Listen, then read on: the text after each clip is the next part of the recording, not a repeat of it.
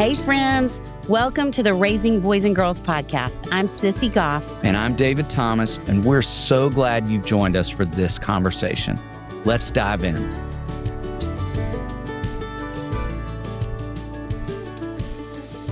W. Lee Warren, MD, is a neurosurgeon and award-winning author, an Iraq war veteran, and the host of the Dr. Lee Warren podcast. He teaches the art of connecting neuroscience, faith, and daily practices for leading a healthier, better, and happy life. And y'all make sure to listen all the way through this podcast because he throws out so many helpful practical tips, both for us and the kids we love. We are so happy to have you in this room. Thank you. Welcome to Nashville, Tennessee. Thank you. So I'm grateful. Grateful to be with both of you today.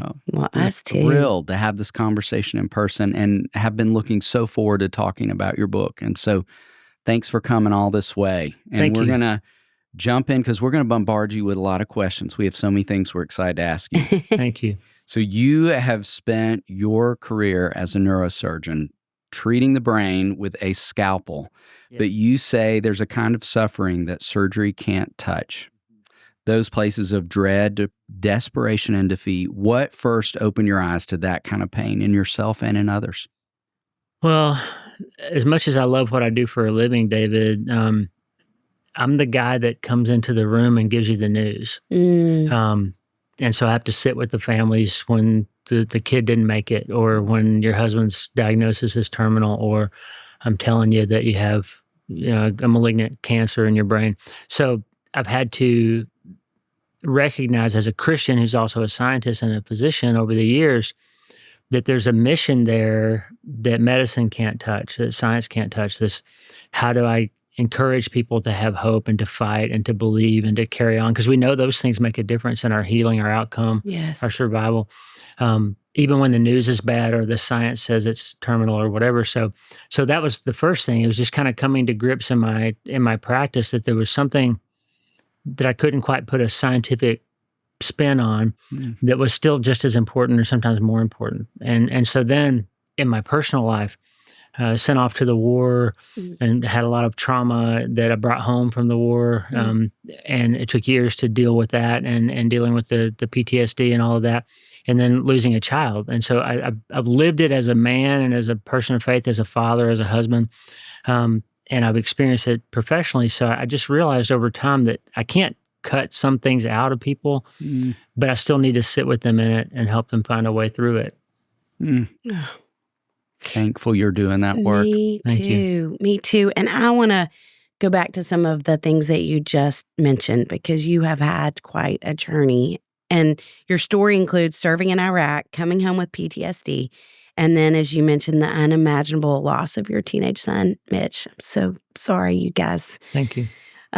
How did those experiences shape your mental and emotional health, and how did they impact your faith in that season? I think first, like many people, they shake your faith a little bit. Yes. And for me, it was especially after losing Mitch, because going through the war and having PTSD felt more like a mental and brain issue to me than a faith one. And I never felt like God abandoned me in that. It was more of, I understood that I'd been through something really hard and something that requires some work and some understanding and learning that I didn't have as a surgeon, that I needed to learn as a person. But after I lost my son, Lisa and I and our other kids, it really was a kind of a crisis of faith for a while. And I asked all those normal questions that everybody asks. Where's God in this? Why would God allow this? Is there good? Could there really be a God if he would allow such suffering? All those questions that humans ask all the time.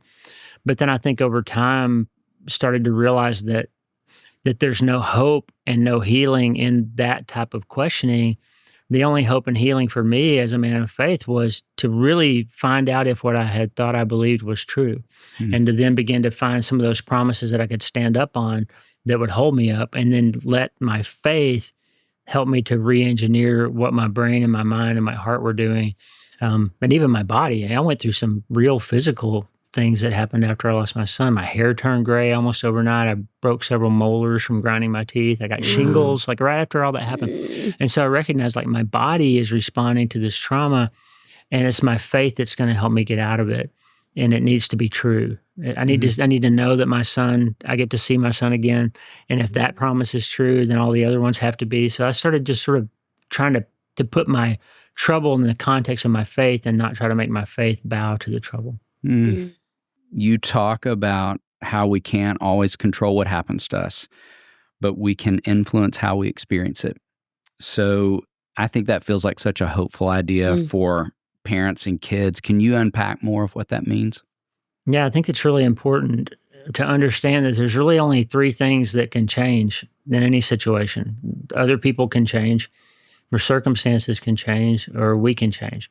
And there's only one of those things that we have any agency or control over, really. I mean, if you expect other people to be the answer to your troubles all the time, there's only so much changing that somebody can do, because your target will keep moving. Every time something else hurts you, you'll expect somebody else to do something or change something or give you something or be something different than they are. And they'll run out of ability to change enough to make you happy or make you feel better. And if you expect circumstances to go a certain way, I'm a perfect example of that. Like you can't count on life playing out the way you intend for it to. And Jesus said that in two different places. John 16:33, Jesus said, in this world, you're going to have trouble. And John 10:10, he said, the thief came to steal and kill and destroy. Like he's in the middle of all that stealing and killing and destroying business, but I came that you could have life and have it abundantly. Yes. And so I think understanding that you can't make any sort of real change towards hope or recovery in your life until you decide to do that work in yourself with whatever help you need to get to do that, and however you can bring God into that process. And I think that's a message for parents and for all of us as a parent and grandparent. I try to tell my kids and grandkids that all the time, like your decision to be a hopeful, hope-oriented person is unavailable for anybody else to make for you except for you. Like you got to make that decision, and God will step into that with you, but he waits for you, like the gentleman that he is, to make that decision. He's not going to force you to do it. And so orienting your life back towards hope, I think, is a decision that all of us have to make if we want to find any hope. Amen. Wow. Well, your book that we're so excited about is called The Life-Changing Art of Self-Brain Surgery, which sounds like a metaphor, but you really believe everyday people can change their own brains. Can you help us understand why you're so confident in that? Yeah, and let me just say it clearly, like it's beyond belief, it's science. Like we know now without any question that the old idea that most of us had and most people still have, that your life comes from how your brain works, like that who you are and your personality is a product of this activity of the cells in your brain. That's what everybody thinks for the most part, that I am the way that I am because of what my brain does. And that we're sort of stuck with the genetics and the upbringing and the issues that we've had that make our brain behave certain ways, right? But the truth is, we know now from neuroimaging studies, and the Bible's said it all along, but we can prove it now, that your brain literally is changing every moment of your entire life. It's breaking connections between cells and making new ones in response mostly to what you think about. This is actually verifiable, and you can put somebody in an MRI scanner and show it happening. That when you think one thought and not another thought, your brain literally begins to make connections to reinforce what you're telling it to pay attention to. And so the reason that I call it self-brain surgery then is because I had a real insight that we can talk about if it's relevant. I had a big insight after my son died when we watched some of these scans taking place. Our office at the time, Lisa and I worked together, and our office was in a building at the Auburn University campus where they did this type of brain imaging research on the first floor. And after we went back to work, we were invited to a meeting to watch some of this research take place. And they put people in the scanner, and they would put headphones on them, and they would say, "Sissy, think about the worst day of your life, like the worst moment you've ever felt." And we could watch that person think about something. They weren't thinking about it before. Now they are, the worst moment of their life. And then in a few seconds, their brain would start to change what it was doing. So with functional imaging, you can see what parts of the brain are getting blood flow, what parts of the brain are creating different neurochemicals and neurotransmitters are changing.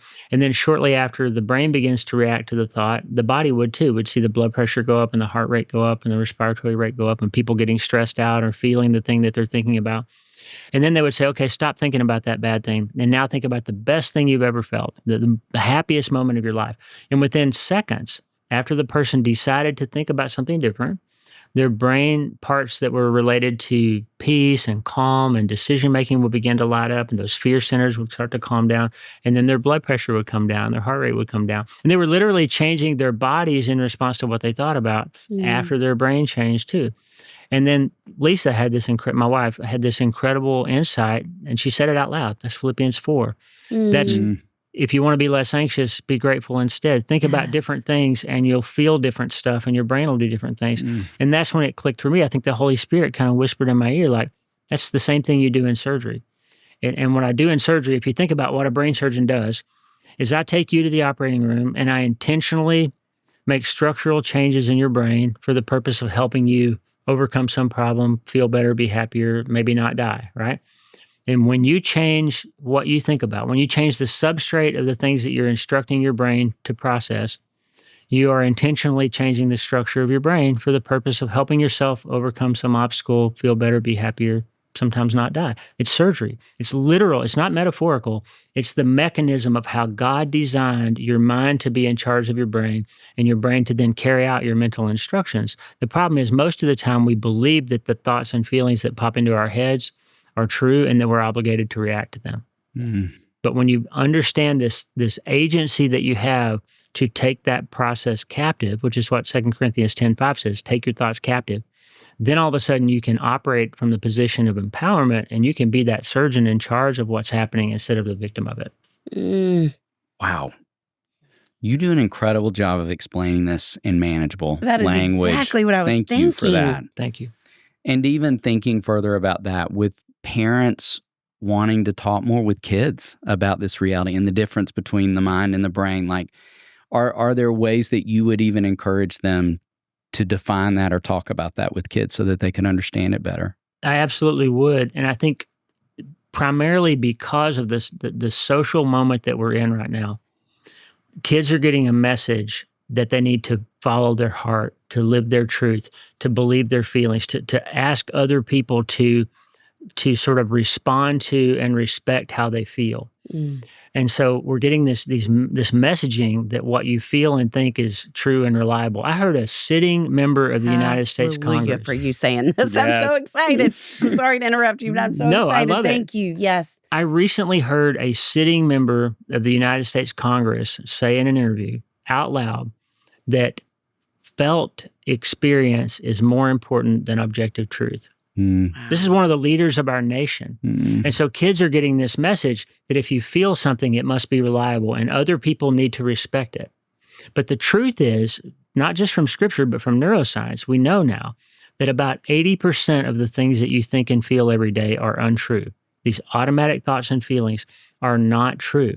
And they're also generally negative, by the way. Yes. The thoughts that you hear in your own head, if you're honest about it, I'm a 80%, loser. you said. 80%. Incredible. 4 out of 5 of the things that you think in your head. And then the vast majority of those things, even more interestingly, are the same thoughts and feelings that you had the day before.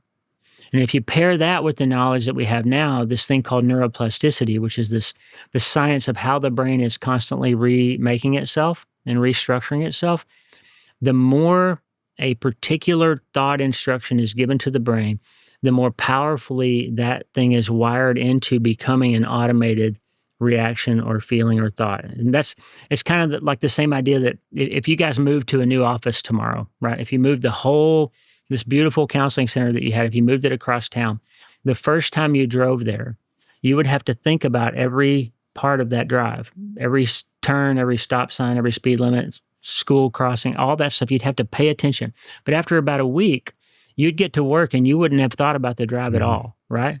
You were on the phone, you were listening to a podcast, you were listening to worship music. You never even thought about the drive. You got there safely, right? How do you do that?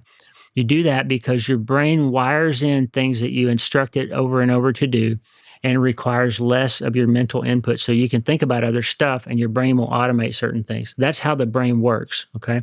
Mental instruction creates brain wiring that becomes habitual over time. So if you then instruct your brain every day to trust what you feel and think, and those thoughts that you feel and think are the same ones you had the day before, you'll begin to feel like nothing ever changes in your life and that you're a slave to the things that you feel and that you have no agency over change. And you'll begin to think that that's permanent. And the only problem ever is that you're just not challenging or questioning that thinking. Yeah. So when we talk about what parents need to be instructing their kids then in this cultural moment, it's this critical thing to not trust everything that your head tells you. Because first of all, most of what you feel and think is untrue. And your brain doesn't have a capacity to tell the difference between, this is really important. Your brain lacks the ability to discern between something that's actually happening and something that you're just imagining. There's no hardware that tells you this is something I'm worrying about, or this is something that's actually happening. So a good example of that is you hear a sound in the middle of the night, your brain says, there's a murderer in my house, there's somebody scary that's coming to hurt me. And it's just a branch rattling against the tree. It was never true, but you reacted to it as if it were true. Your heart rate went up, you got scared, you started being afraid. How do I get out of here, right? It was never true, but you responded to it as if it were true. And if there really was somebody in the house, you would have had the same physiological reaction, right? Yeah. So for children to be taught that from a young age, that, hey, your thoughts and feelings are not reliable. And you're not responsible to react to them as if they're true. And if you can know that, then you can develop a system, a strategy to challenge those thoughts and replace them with things that are true. Then all of a sudden, these kids don't feel like they're battered around by their emotions anymore. And they feel like they've got some power in the game, some agency in it. And that's how God created us. God said, hey, don't be conformed to how the world tells you to feel and think, and don't be pressed into some mold. Don't let Instagram tell you what your values need to be, right? Be transformed. Like the game is going to change for you, and you're going to start feeling like you've got some juice and some power when you start challenging what you think and feel. And then all of a sudden you transplant things that are true, and you're only ever obligated to react or respond to something that's real and that's actually happening. And then all of a sudden these kids start to come alive. I am not a victim of the things that I hear in my head. I can choose different thoughts and I can have a different reality. That's so good. And the words I keep thinking of and you keep coming back to that I'm so grateful and are so needed in this time, hope and agency, hope and agency. And you talk about the patient to doctor switch. Yes. And helping us move from feeling powerless to taking thoughtful, hopeful action in our own lives. Can you explain what that looks like in practice? Yeah. Can I tell you a story? Please. So there's a guy in 1961 named Leonid Rogozov. He's a Russian. And he was a doctor who was assigned to be part of the expedition to Antarctica. The Russians were going to explore and map out Antarctica. And so he was one of 13 people on this mission, and he was their team doctor, so to speak, the only one with any medical training.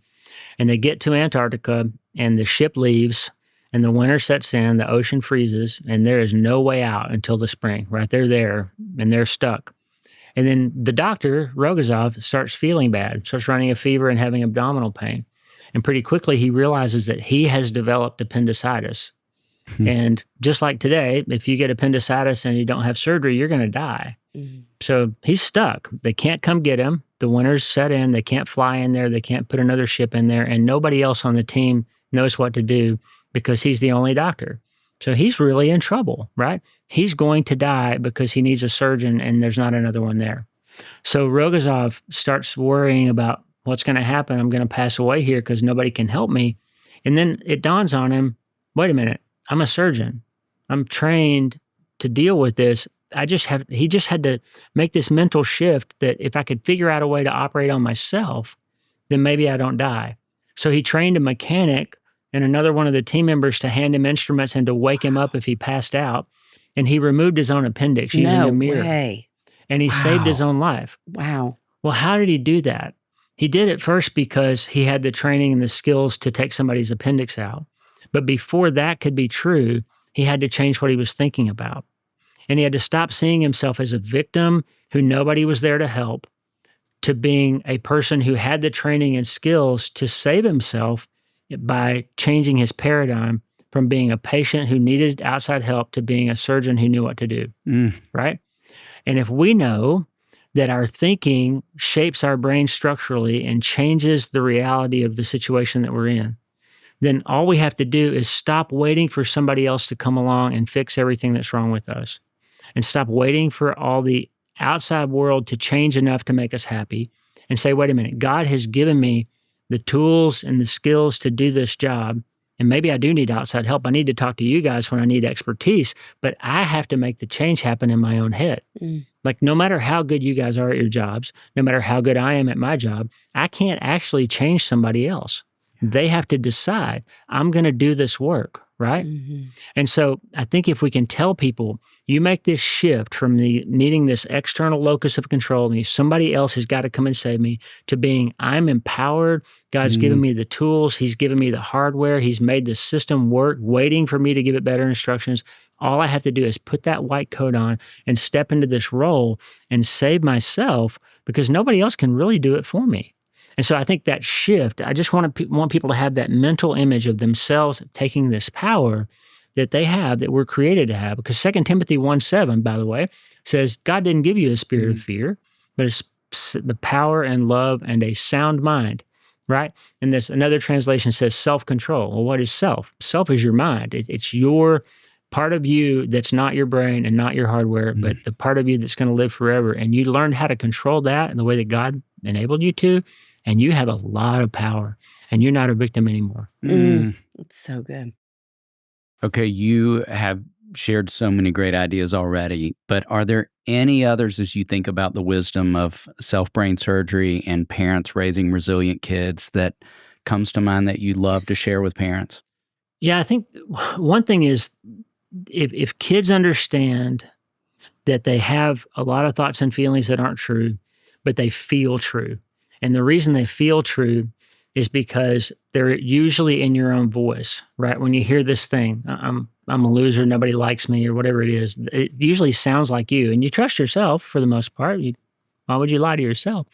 And then everybody else is telling you that everything you feel and think is true and should be validated. So if you teach your kids that first thing is that not everything you think and feel is true, then you understand that when you feel something emotional, it generally feels pretty urgent and generally feels like it needs to be responded to and reacted to quickly, right? And I teach this thing, I call it the 3-second pause. If you think about, if you worked in a cafeteria of a hospital, for example, and a fire broke out, like, you would want your cafeteria workers to be trained enough to know that they need to grab the fire extinguisher and put that fire out and do something quick, right?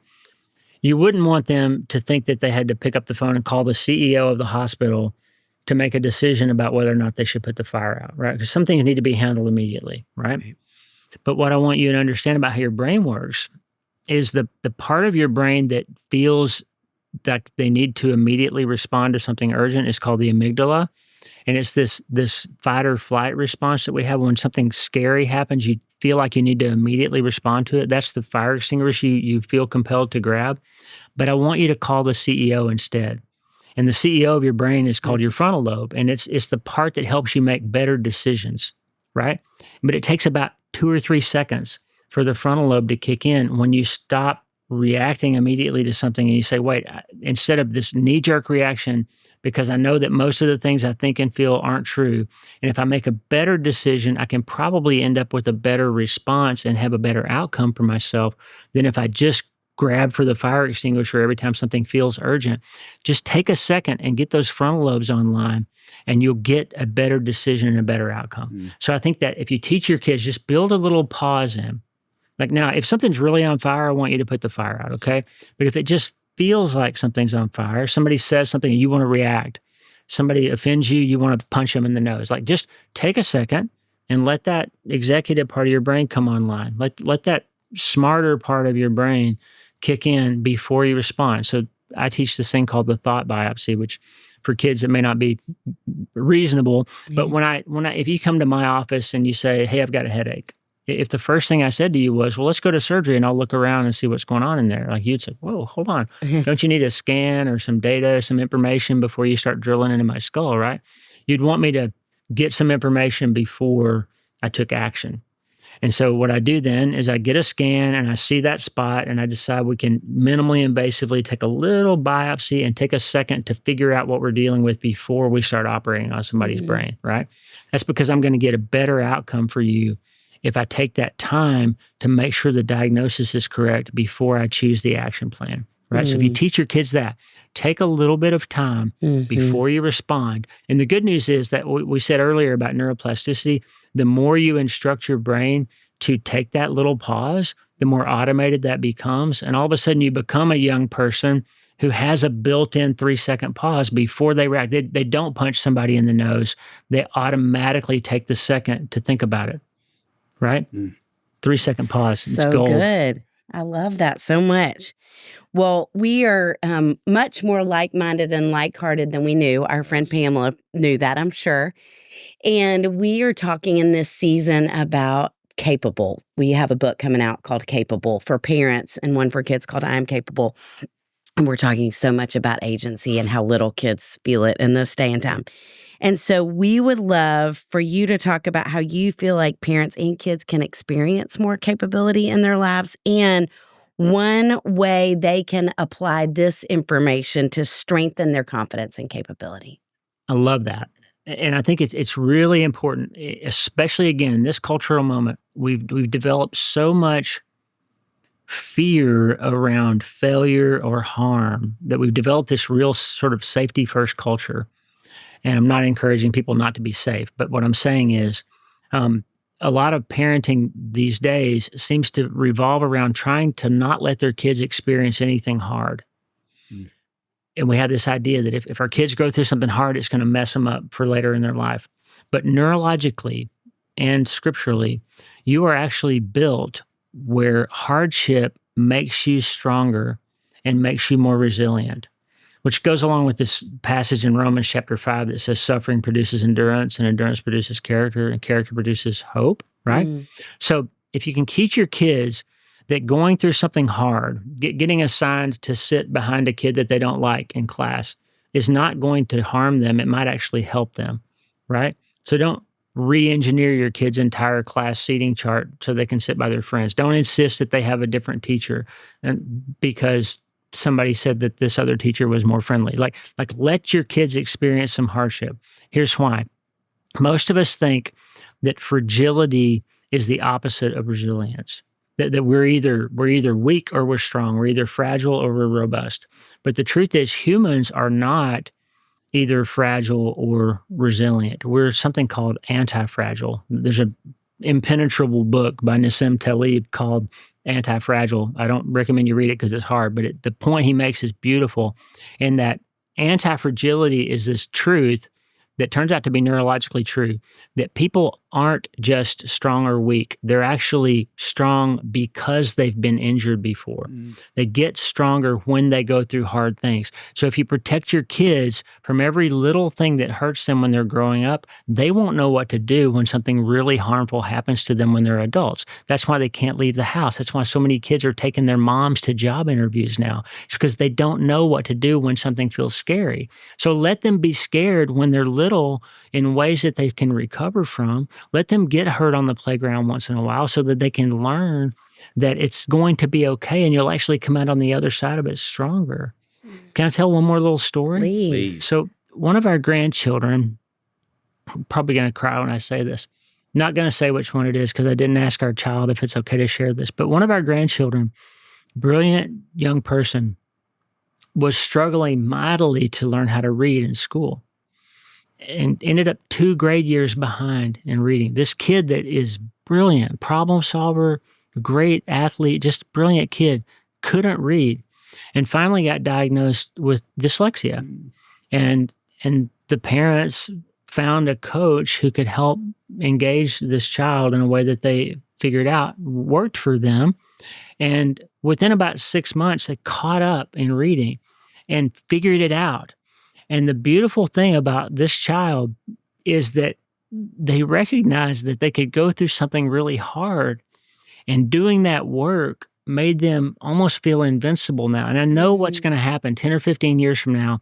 That kid is going to run into some problem in their life, and they're going to say, you know what? I learned how to read. Like, this is going to be okay. Yes. Like, that's anti-fragility, right? You don't shield your kids from everything that's hard because their brains need to go through hard things in order to wire them to be as capable as their God-given ability would allow them to be. So good. I just want to keep saying amen. I know, after me you too. say everything. Me we are too. so aligned in how we think about kids and families. Yes. And can't begin to tell you how much we've enjoyed this conversation with you. Thank you. It's been a real honor. And I thank you for the holy work that you're doing in this place, by the way. You're really helping people, and we're grateful for you. Thank you for that. Please come back to Nashville. Yes. And we'd love to spend more time with you if you do. We will.